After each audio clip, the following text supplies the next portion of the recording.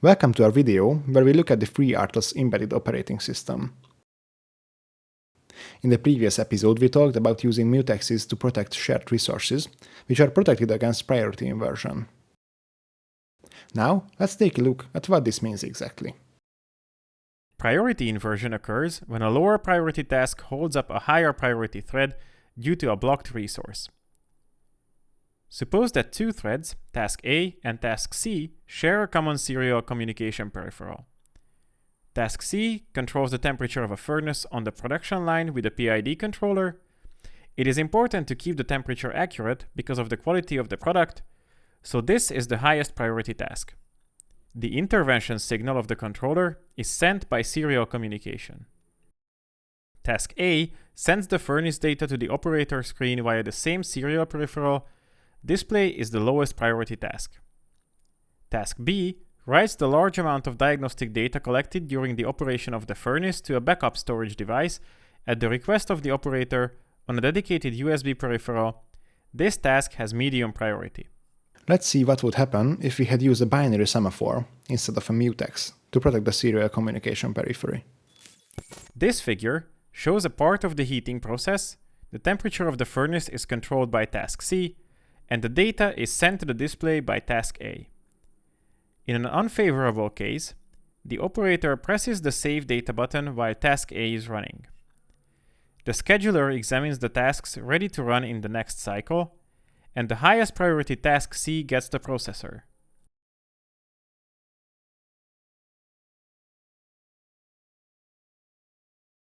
However, since task C must wait for the periphery occupied by task A to be freed, task C is placed in a blocked state.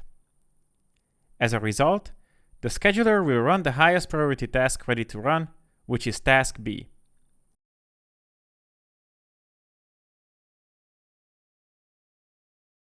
Until task B is completed, neither task A, responsible for the lower priority display, nor task C, responsible for the temperature control waiting for the locked resource, can run. As a consequence, the temperature of the furnace may exceed the required value, which will not be reported to the operator since data display is also on hold. Thus, damage to products and considerable financial loss are unavoidable. This phenomenon is called priority inversion, since task B has run instead of task C, even though the priority of task C is higher. A mutex is a binary semaphore that uses so-called priority inheritance. When a mutex is taken in a task, and another task with a higher priority wants to take it, the operating system raises the priority of the task that already has the mutex to the level of the waiting task. Let's see the effect of this through our example. In this figure, you can see that in the second phase, task C gets in the ready state, and since the resource is blocked because of task A inherits the priority of task C. Thus, the scheduler does not start running task B, but task A, which has increased priority.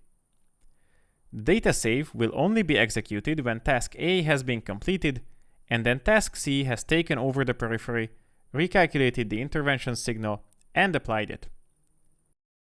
In an ideal system, a longer data movement triggered by an external event should never block a critical control loop.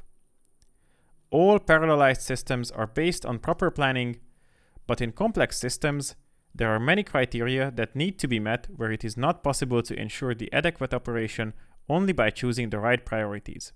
This is where mutex is of great help. The conclusion is that if you want to get the same resource from multiple tasks, use a mutex, not a binary semaphore.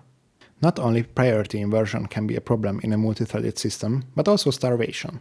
Starvation occurs when higher priority tasks do not allow lower priority tasks to access resources. Typically, this occurs in systems where there are many higher priority tasks and/or the higher priority tasks use the processor most of the time. Suppose we have a development card with push buttons that are hardware debounced. Let's have two tasks. One is a heartbeat to indicate that our program is running and the OS is working. Its priority should be low. The other task is a push button monitoring software to continuously query the state of the buttons. Its priority should be high. With these priority values, our LED would not blink, since the feedback task would not get any processor time due to its lower priority. In practice, this problem can be remedied by dividing a unit of time, say 1 second, into slices and designing the system so that the low priority tasks run 20% of the time and the higher priority tasks run 80% of the time. This can be achieved, for example, by suspending the execution of all tasks at the end of each infinite loop using v-task delay so that time is surely available for lower priority tasks. This method can perhaps be remembered as a rule of thumb. If several resources are needed for several tasks, the phenomenon called deadlock may occur. Suppose there are two tasks, both needing resources A and B to do their job. As we have learned earlier, mutual exclusion requires the use of mutexes. Suppose we have done so. In this figure, we have sketched a specific but possible solution. Task 1 uses resource A, and Task 2 has reserved resource B. However, a situation occurs where Task 1 announces its claim to resource B, and Task 2 claims resource A. In this case, both tasks are blocked, since both want to reserve the resources that are currently in use. If Task 1 would have reserved resource B before Task 2, this problem would not occur, meaning the deadlock situation is timing dependent. In digital systems, timing-dependent errors are known as race conditions. Here, the tasks are competing for resources. The deadlock is the most serious error in a parallel environment. The only way to deal with them is to restart our device, but this cannot be done in safety-critical systems. The best solution is to design the system in a way that this cannot happen. In general, there are two methods for this. The first one is a mediocre solution, where we are never waiting for the mutex for an infinite time. Thus, a deadlock can exist for at most the specified waiting time. The second is to immediately reserve the mutexes that protect all the needed resources before a task is performed, without any waiting. If one of them can't be reserved, the ones already reserved will be released in the order opposite to the reservation. For example, if we need to reserve resources A, B, C, D, but D is already taken, the order of release should be C, B, and A. This method guarantees deadlock-free operation. Mathematical methods can be used to prove this statement, but in a rather abstract and complicated way, so we will not go into detail here. However, this brings us to the end of this video. There are some more topics to talk about, like the FreeRTOS notification and queuing service, so we will discuss these in the upcoming video. See you there! Bye!